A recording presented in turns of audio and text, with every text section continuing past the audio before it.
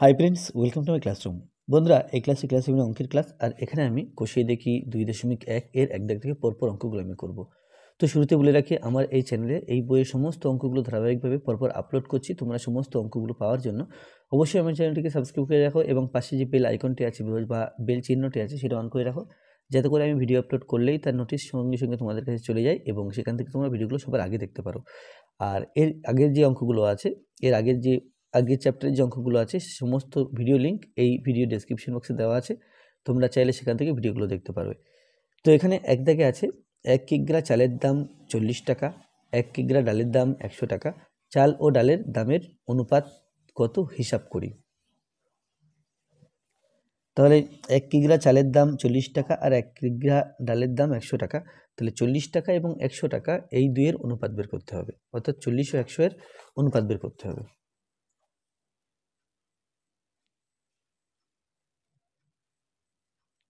40 টাকা is to 100 টাকা। তো প্রথমে যেহেতু দুই জায়গাতে টাকা কথাটা আছে, টাকা কথাটা লিখব না, 40:100। এখন 4 শূন্য অর্থাৎ 40 একে 10 দিয়ে ভাগ করা যায়, 100 একেও 10 দিয়ে ভাগ করা যায়। 40কে 10 দিয়ে ভাগ করলে 4, আর 100কে 10 দিয়ে ভাগ করলে 10 10কে 100। এবার 4 এবং 10 উভয়কে 2 দিয়ে ভাগ করা যায়, 2 দুগুণ 4 আর 5 দুগুণ 10, তাহলে হলো 2:1। তো চাল ও ডালের দামের অনুপাত কত হিসাব করি। এখানে অতএব চাল ও ডালের অনুপাত, চাল ও ডালের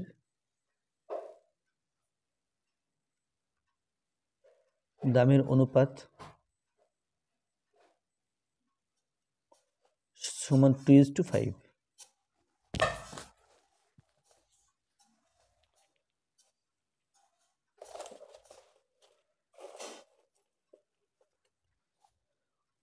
এবিসি ত্রিভুজ আছে, এখন বিএসি, এবিসি আর এসিবি এর অনুপাত কত।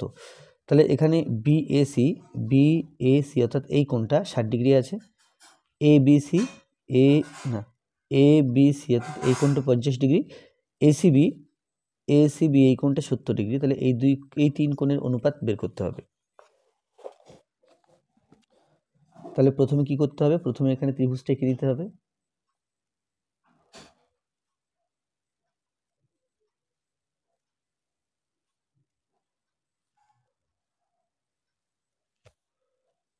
এ বি সি, এটা এই কোণটা 60 ডিগ্রি বলা আছে, এই কোণটা 50 ডিগ্রি আর এই কোণটা 70 ডিগ্রি। তাহলে এই প্রসঙ্গে তোমরা দেখে নাও যে এই তিনটি কোণ যোগ করলে কিন্তু 180 ডিগ্রি হওয়ার কথা।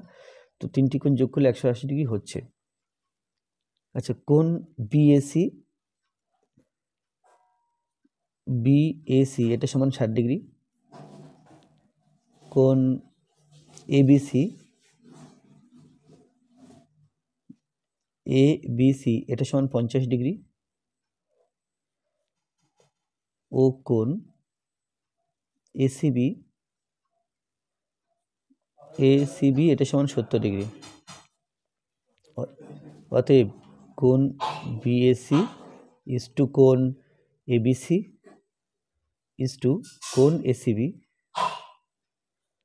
সমান 60 50 70, 60:50:70।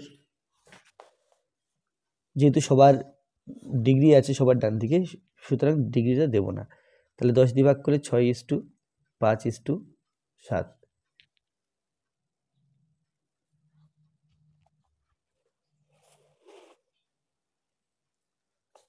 একটি পেন্সিলের দাম 3 টাকা, একটি লজেন্সের দাম 50 পয়সা। একটি পেন্সিল ও একটি লজেন্সের দামের অনুপাত হিসাব করে লিখি। তাহলে এখানে একটি পেন্সিলের দাম 3 টাকা আছে, একটি লজেন্সের দাম 50 পয়সা আছে। 3 আছে টাকায়, 50 আছে পয়সায়। তাহলে এই দুটো একক যদি আলাদা হয় তাহলে কিন্তু আমরা অনুপাত নির্ণয় করতে পারবো না। সেই জন্য কী করতে হবে, সেই জন্য এই টাকাকে পয়সা করে নিতে হবে, আর তা না হলে এই পয়সাকে টাকা করে নিতে হবে। তো আমি তোমাদের দুটোই করে দেখাবো যে টাকাকে পয়সা করে নিলে অনুপাত কী হবে আর পয়সাকে টাকায় পরিণত করলে সেক্ষেত্রে অনুপাত কী হবে। তো দুই ক্ষেত্রে অনুপাত একই হবে, যদি আমরা টাকাতে করি তবু যা অনুপাত হবে, দুটো সংখ্যাকে যদি পয়সাতে নিয়ে আসি তবুও কিন্তু অনুপাত একই হবে। তো প্রথমে আমি পয়সা দিয়ে অনুপাতটা দেখাবো, তারপর টাকা দিয়ে। তাহলে একটি পেন্সিলের দাম 3 টাকা ও একটি লজেন্সের দাম 50 পয়সা।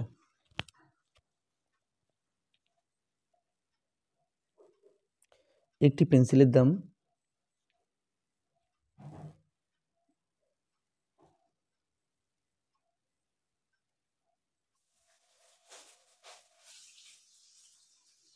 সমান 3 টাকা। তো 3 টাকা সমান 300 পয়সা, কারণ 1 টাকাতে 100 পয়সা হয়, তাহলে 3 টাকাতে হবে 300 পয়সা। একটি লজেন্সের দাম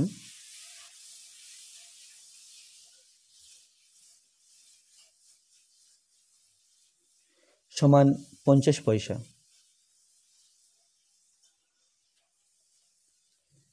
এরপরে আছে কি, এরপরে আছে যে এটি একটি পেন্সিল ও একটি লজেন্সের দামের অনুপাত। একটি পেন্সিল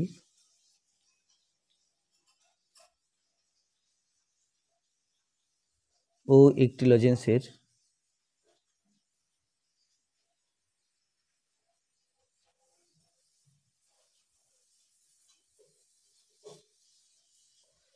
দামের অনুপাত সমান 300:500। না, এখানে 50 পয়সা ছিল। 300 × 50 সমান, প্রথমে 10 দিয়ে ভাগ করলে এর একটা শূন্য কম হবে, অর্থাৎ 30 হবে। আর 50কে 10 দিয়ে ভাগ করলে এটা হবে 5। এখন 3 দিয়ে ভাগ করলে 5 × 30 আর 5 × 1 = 5। তাহলে কি হলো? তাহলে অতএব নির্ণেয় অনুপাত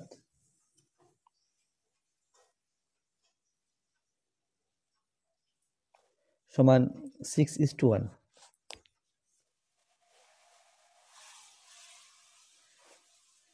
এবার যদি এটাকে পয়সা করে নেওয়া হয়েছিল, এখন দুটোকে টাকা করে, এটা টাকা অলরেডি আছে, 50 পয়সাকে টাকা করে নেব, তাহলে অনুপাত 6:1 আসে কিনা দেখি। একটি পেন্সিলের দাম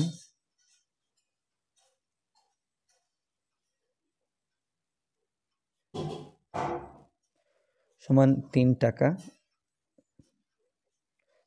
একটি লজেন্সের দাম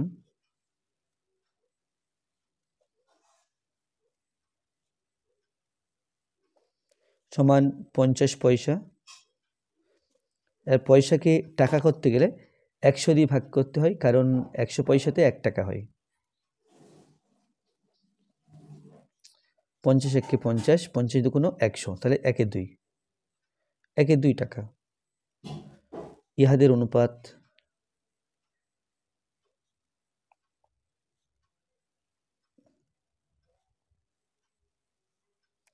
এখানে আছে 3 টাকা আর এখানে আছে 1 2 টাকা, তাহলে 3:1 2।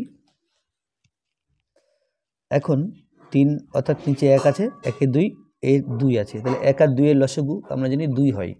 তাহলে 3কে 2 দিয়ে ভাগ, যেহেতু 2 লসাগু হয়, আর 1 2কে না, 3কে 2 দিয়ে গুণ করলাম, যেহেতু লসাগু 2, 1 2কেও 2 দিয়ে গুণ করলাম, 2 2 কেটে যাবে, তাহলে সমান 3 2 6 এখানে 1। তাহলে আগের এই অনুপাত এবং এই অনুপাত সমান হলো।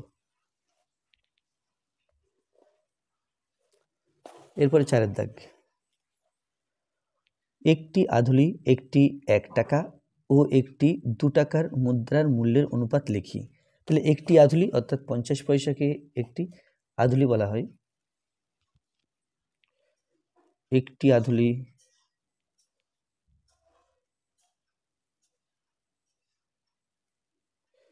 একটি আধুলির মূল্য 50 পয়সা। আচ্ছা, একটি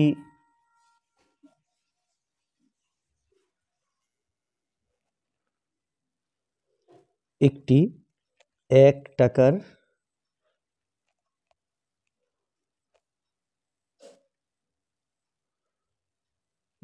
টাকার মুদ্রার মূল্য সমান 1 টাকা না লিখে আমি 100 পয়সা লিখব। ও একটি 2 টাকার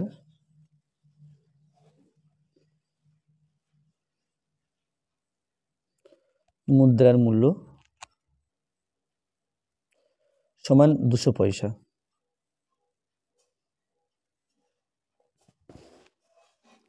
ইহাদের অনুপাত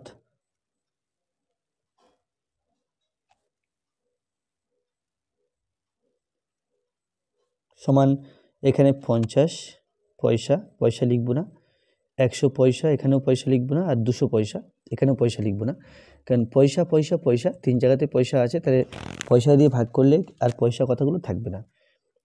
এবার 10 দিয়ে ভাগ করলে 5 10 50, 10 10 100, আর 20 10 200। আবার 5 দিয়ে যদি ভাগ করি, 5 1 5, 5 2 10, আর 4 5 20। তাহলে এটাই অনুপাত 1:2:4।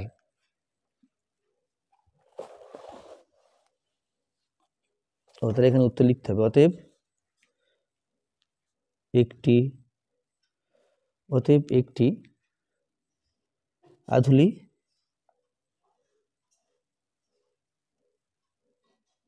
আধুলি একটি 1 টাকা ও একটি 2 টাকার মুদ্রার মূল্যের অনুপাত সমান 1:2:4। এরপর 5-এর দাগ।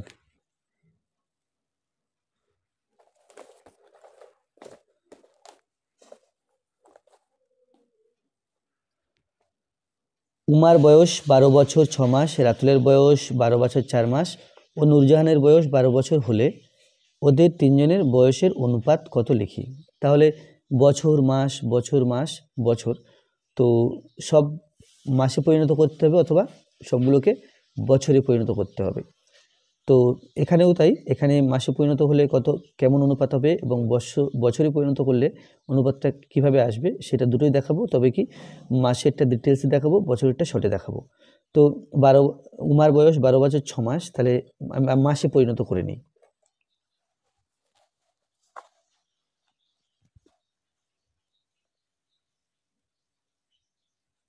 উমার বয়স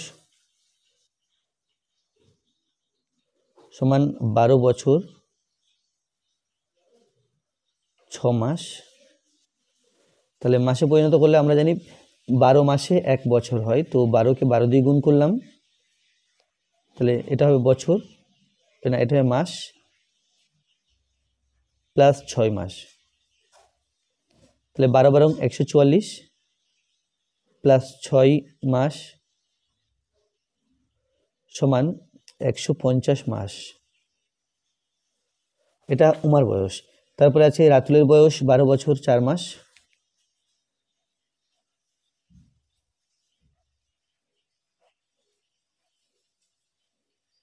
সমান 12 বছর 4 মাস। তো 12 বছরকে মাসে পরিণত করলে 12 দিয়ে গুণ করতে হবে,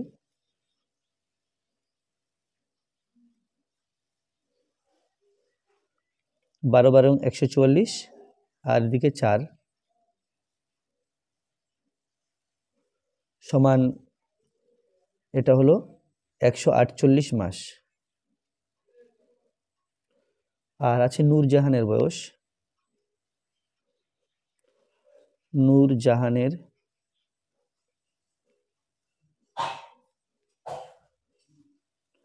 বয়স সমান 12 বছর, বছরকে মাস করে নেব, তাহলে 12 × 12 মাস সমান 144 মাস। ইহাদের অনুপাত বা ইহাদের বয়সের অনুপাত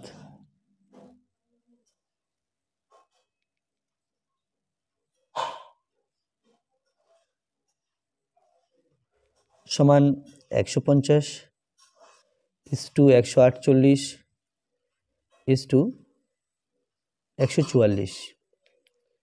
2 দিয়ে ভাগ করলে 150 এর হাফ 75 হয়, 2 দিয়ে 7 দুগুণ 14, 5 দুগুণ 10, অর্থাৎ এটা হলো 75, 150, 75 ইস টু 148, 2 দিয়ে ভাগ করতে হবে।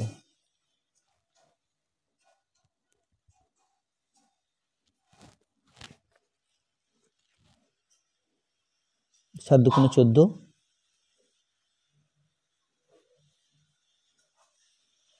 এটা হলো 74 ইস টু 144, 7 দুগুণ 14, 2 দুগুণ 4, তাহলে 72। তাহলে 75 ইস টু 74 ইস টু 72। তাহলে এটা হলো, এখন বিকল্প পদ্ধতিতে শর্টে করব।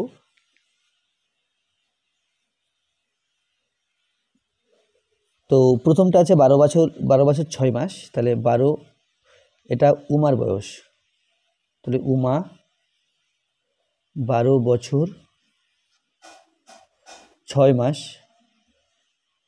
তো সমান 12 বছর, তার সাথে 6 মাসকে বছরে পরিণত করলে 6কে 12 দিয়ে ভাগ করতে হবে, তাহলে এটা বছর এটাও বছর হয়ে গেল। তো কাটাকুটি করলে 6 1 6, 6 দুগুণ 12, তাহলে হচ্ছে কত, 12 দুগুণ 24, 1 25, তাহলে 25-এর 2 বছর, এটা হলো উমা। এবার রাতুলের বয়স, রাতুলের ক্ষেত্রে হবে 12 বছর 4 মাস,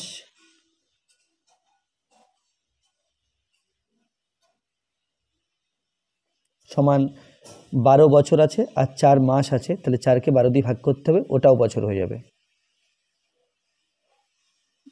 4 1 4, 3 4 12, সমান 12 প্লাস 1 3 বছর, সমান 3 12 36 আর 1 37, 37/3 বছর। এরপরে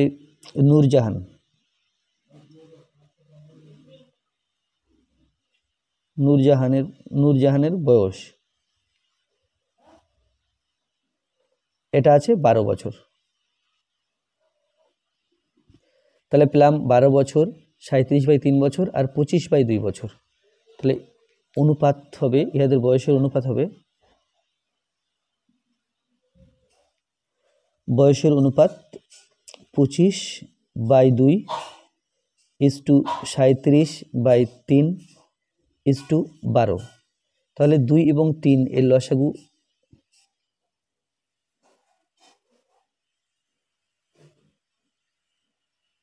এর লসাগু 6, তাহলে প্রত্যেকটা সংখ্যাকে আমরা প্রত্যেকটা পদকে 6 দিয়ে গুণ করব। 25/2 ইন্টু 6, 37/3 ইন্টু 6, 12 ইন্টু 6, এটা হলো 3, এটা হলো 3 দুগুণ 6 2, তাহলে 3 25 75, 37 দুগুণ 74, 6 12 72।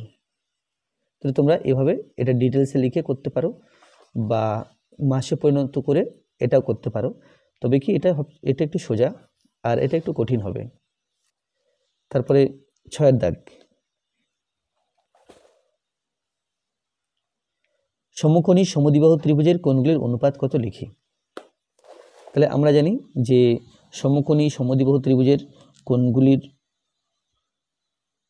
মান 45 ডিগ্রি, 90 ডিগ্রি একটা কোণ আছে, বাকি দুটো কোণ 45 ডিগ্রি করে। এটা 90 ডিগ্রি, এটা 45 ডিগ্রি, আর এটা 45 ডিগ্রি। তাহলে এ বি সি নাম দিলাম। তো এটা না আঁকলেও চলতো, আমরা জানি, তাহলে সেটাই লিখি। আমরা জানি যে সমকোণী সমদ্বিবাহু ত্রিভুজের কোণগুলির মান 90 ডিগ্রি, 45 ডিগ্রি ও 45 ডিগ্রি। ইহাদের অনুপাত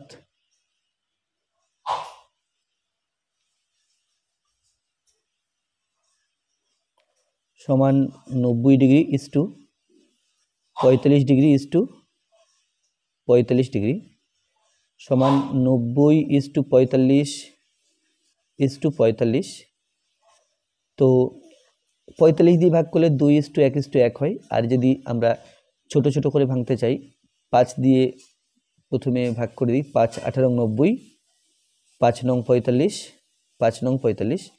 আবার 9 দিয়ে ভাগ করব, তাহলে 9 দুগুণ 18, 9 1 9, 9 1 9। তো অনুপাত হলো 2:1:1। অতএব সমকোণী সমদ্বিবাহু ত্রিভুজের কোণগুলির অনুপাত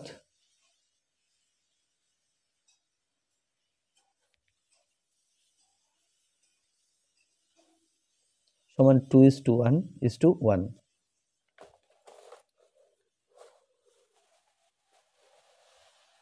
সাথে দেখা যাচ্ছে সমবাহু ত্রিভুজের কোণগুলির অনুপাত কত লিখি। আমরা জানি সমবাহু ত্রিভুজের প্রত্যেকটি কোণের মান 60 ডিগ্রি করে হয়।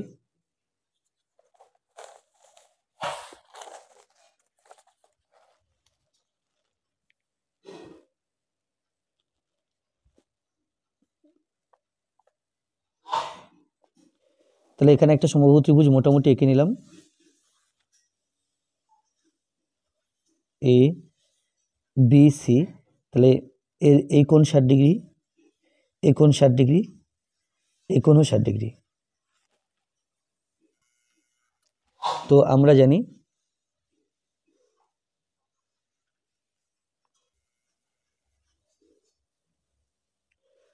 জানি যে সমবাহু ত্রিভুজের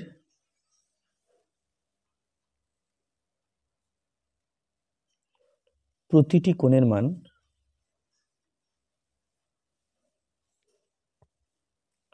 সমান 60 ডিগ্রি।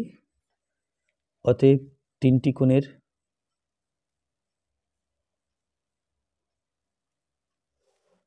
কোণের অনুপাত সমান 60 degree is to 60 degree is to 60 degree সমান 60 ইস টু 60 ইস টু 60। সবকটা পদকে 60 দিয়ে ভাগ করলে 1 ইস টু 1। আর দেখা আছে পুলকবাবু ও মানিকবাবুর বয়সের অনুপাত 7:9। মানিকবাবুর বয়স 72 বছর হলে পুলকবাবুর বয়স হিসাব করে লিখি। তাহলে এই অঙ্কটা আমরা এক্স ধরে করতে পারি, আবার এক্স না ধরে করতে পারি। আমি দুটো নিয়মই দেখাবো। তাহলে প্রথমে এক্স না ধরে করব, তারপর এক্স ধরে করব। পুলকবাবু ও মানিকবাবুর বয়সের অনুপাত 7:9। তাহলে প্রথমে এক্স না ধরে করি। পুলকবাবুর বয়স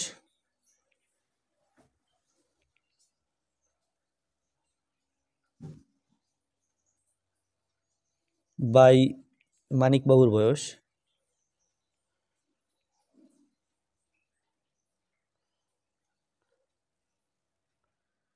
সমান 7/9,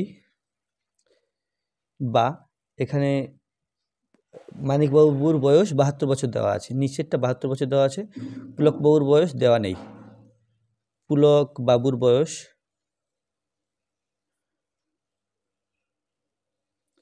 বাই 72 বছর সমান 7/9।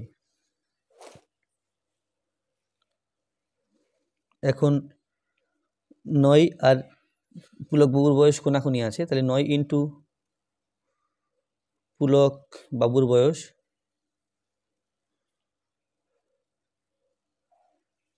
সমান 7 ইন্টু 72 বছর, বা পুলকবাবুর বয়স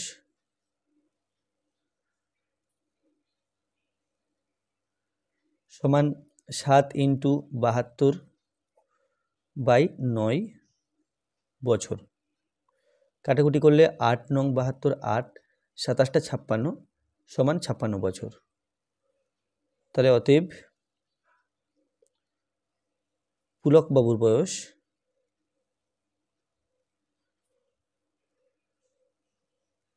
সমান 56 বছর।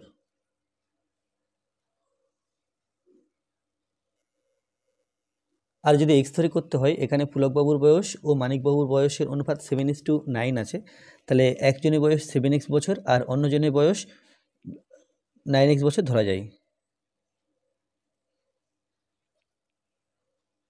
মনে করি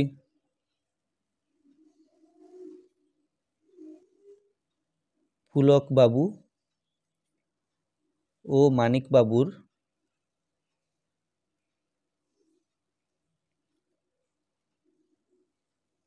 বয়স যথাক্রমে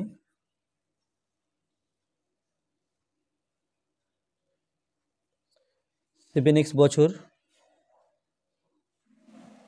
ও 9x বছর। তাহলে পুলকবাবুর বয়স 7x বছর, মানিকবাবুর বয়স 9x বছর। তাহলে প্রশ্নানুসারে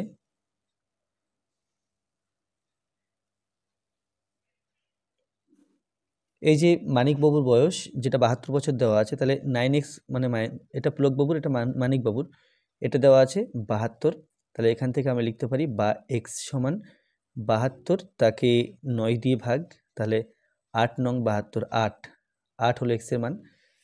তাহলে 7x সমান, অতএব 7x সমান, x এর মান 8 বেরিয়েছে, তাহলে সমান 7 দেব ইন্টু x এর মান 8 দেব, সমান 27টা 56। তাহলে 56, তাহলে অতএব পুলকবাবুর বয়স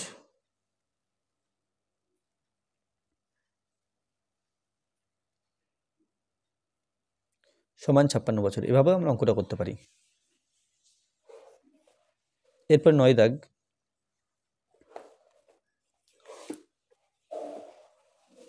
নয় আছে দুটি বইয়ের দামের অনুপাত 2:5। প্রথম বইটির দাম 32 টাকা 20 পয়সা বা 32.20 টাকা হলে দ্বিতীয় বইটির দাম হিসাব করে লিখি। তাহলে একই রকমভাবে আমরা এক্স ধরেই করতে পারি, আবার এক্স না ধরেই করতে পারি। তো আমরা এক্স না ধরেই করব। তাহলে দুটি বইয়ের দামের অনুপাত 2:5। তাহলে প্রথম বইয়ের দাম বাই দ্বিতীয় বইয়ের দাম,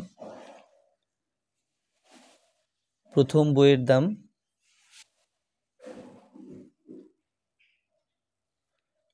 বাই দ্বিতীয় বইয়ের দাম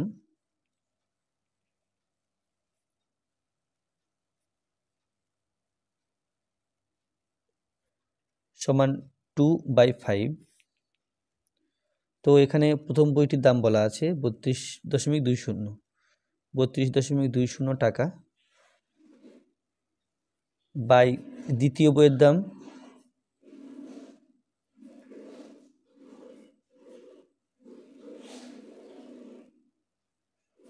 সমান 2/5। তাহলে দ্বিতীয় বইয়ের কোনাকুনি 2 আছে, তাহলে 2 ইন্টু দ্বিতীয় বইয়ের দাম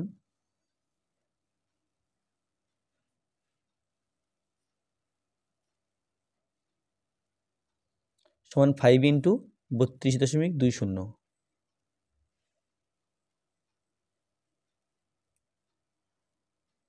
টাকা বা দ্বিতীয় বইয়ের দাম সমান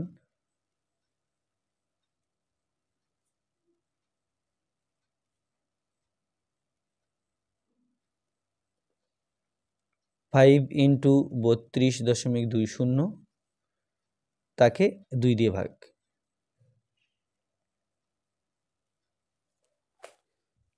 তাহলে 5 ইন্টু 32.20 বাই 2 টাকা।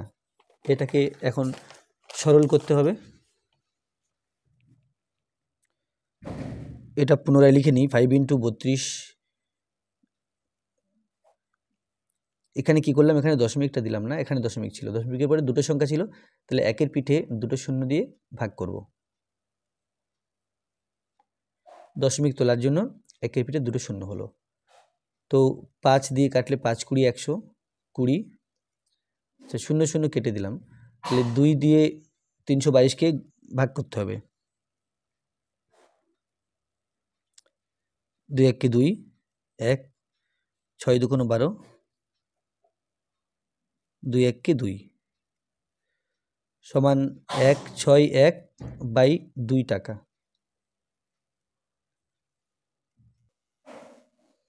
2 দিয়ে 1 6 1 একে ভাগ করছি, তাহলে 8 2 16,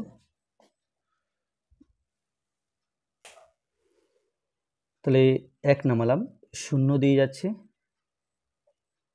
দশমিক নিয়ে 0 নিলাম, 5 2 10, তাহলে সমান 80.50 টাকা। টাকার ক্ষেত্রে আমরা সবসময় দশমিকের পরে দুখানা অঙ্ক রাখবো, তাহলে এটা হলো 80.50 টাকা। অতএব এখানে প্রশ্ন ছিল কি, প্রশ্ন ছিল দ্বিতীয় বইটির দাম কত, অতএব দ্বিতীয়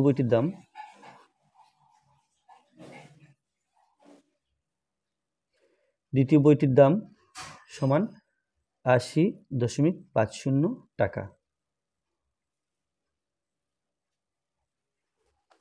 এরপরে আছে 10-এর দাগ।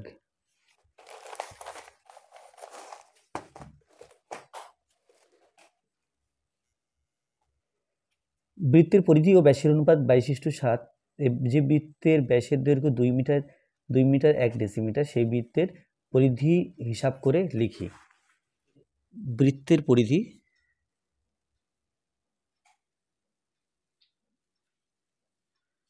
পরিধি বাই ব্যাস,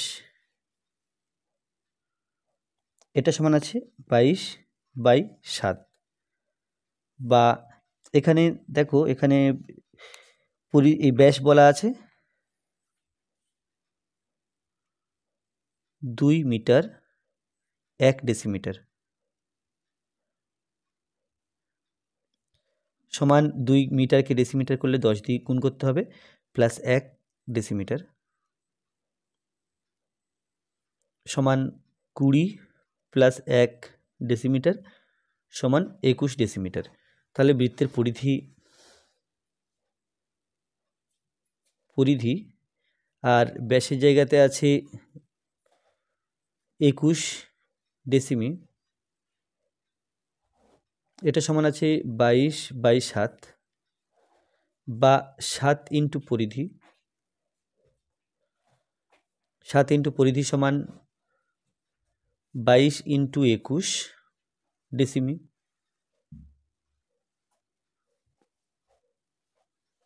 বা পরিধি সমান 22 ইন্টু 21 তাকে 7 দিয়ে ভাগ, ডেসিমি। 3 সাথে 21 3, তাহলে এটা হলো 3/66 ডেসিমি। তাহলে 66 ডেসিমি এখানে আমরা লিখতে পারি 60 ডেসিমি প্লাস 6 ডেসিমি, আর 60 ডেসিমিটারে আমরা জানি 1 মিটার হয়, এই 6 মিটার হয়, তাহলে 6 মিটার 6 ডেসিমিটার। তাহলে অতএব বৃত্তের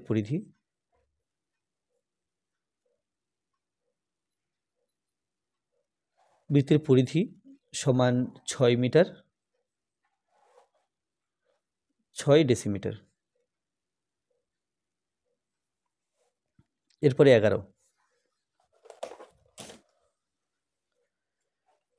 11তে আছে আমাদের সপ্তম শ্রেণী 50 জনের মধ্যে 90 জন এবং ষষ্ঠ শ্রেণীতে 140 জনের মধ্যে 80 জন অঙ্ক প্রতিযোগিতা নাম দিয়েছে, অনুপাত প্রকাশ করে দেখি কোন শ্রেণীতে প্রতিযোগী বেশি।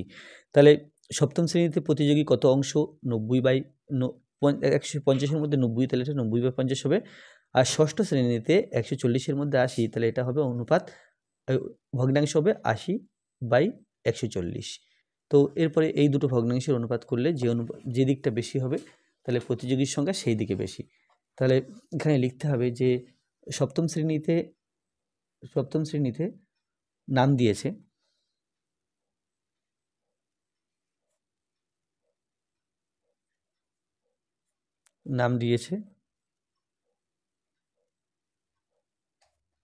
সমান 150-এর মধ্যে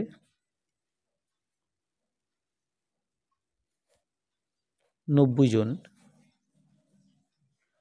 সমান 90/150 অংশ।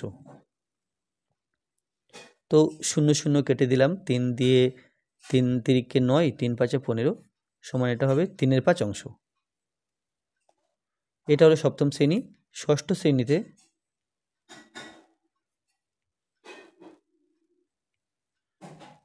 নাম দিয়েছে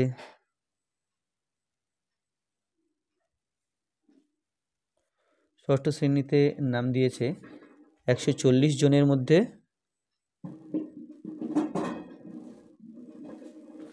80 জন সমান 80/140 অংশ। তাহলে 0 0 কেটে দিলাম, 2 দিয়ে কাটাকুটি করলে 4 2 8, এখানে 7 2 14, তাহলে সমান 4/7 অংশ। এখন 3-এর 4 নাকি 4-এর 7, এই 3-এর 5 নাকি 4-এর 7 কোনটি বড় আর কোনটি ছোট সেটা বলতে হবে। তাহলে 3-এর 5 ও 4-এর 7 এর অনুপাত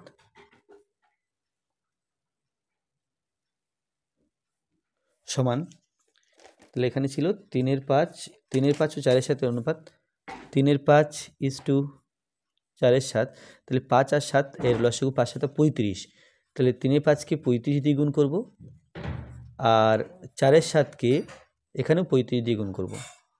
তাহলে কাটাকুটি করলে 5 7 35 7 হচ্ছে, এখানে কাটাকুটি করলে 5 7 35 7 হলো, তাহলে 3 7 21 4 5 20, তাহলে 21:20, তাহলে অতএব তাহলে প্রথমটা ছিল সপ্তম শ্রেণীর আর পরেরটা ছিল ষষ্ঠ শ্রেণীর।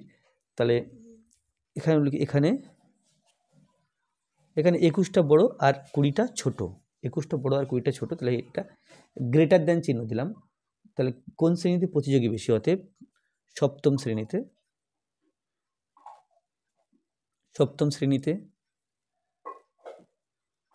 প্রতিযোগী বেশি।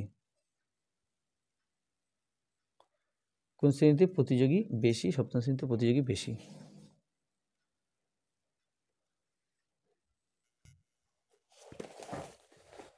তাহলে 12 দাগে আছে দুটি সংখ্যার অনুপাত 5:7 এবং সংখ্যা দুটির গসাগু 13 হলে সংখ্যা দুটি কী কী? তাহলে একটা সংখ্যাকে 5x ধরবো, অন্য সংখ্যাটিকে 7x ধরবো। মনে করি সংখ্যা দুটি 5x ও 7x। তাহলে 5x এবং 7x এর গসাগু হবে, তাহলে 5x সমান 5 × x, 7x সমান 7 × x, এদের গসাগু। আমরা গসাগু নির্ণয়ের ক্ষেত্রে উভয় সংখ্যার মধ্যে যে সংখ্যাটি একই আছে, কমন আছে, সে সংখ্যাটি নিই। তাহলে গসাগু x হলো আর x এর গসাগুর মান 13 দেওয়া আছে। অতএব যেটা 5x ছিল, 5x সমান 5 × 13 5 13 65 ও 7x সমান 7 × 13 সমান 91। অতএব সংখ্যা দুটি 65 ও 91। তাহলে আজকে ভিডিওটি এই পর্যন্ত। ভিডিওটি ভালো লাগলে অবশ্যই লাইক করবে, কোনো প্রশ্ন থাকলে কমেন্টে জানাবে, আর আমার চ্যানেলে প্রথম থাকলে অবশ্যই চ্যানেলটি সাবস্ক্রাইব করবে এবং ভিডিওগুলো অবশ্যই তোমার বন্ধুদের সাথে শেয়ার করবে। আর কোন চ্যাপ্টারের উপরে বা কী ধরনের ভিডিও পেতে চাও সেটা কমেন্টের মাধ্যমে জানাবে, তাহলে তোমাদের পছন্দ অনুযায়ী ভিডিও আপলোড করব। আর যদি ফেসবুক থেকে দেখে থাকো অবশ্যই আমার পেজটিকে লাইক করবে ও ফলো করবে। ধন্যবাদ।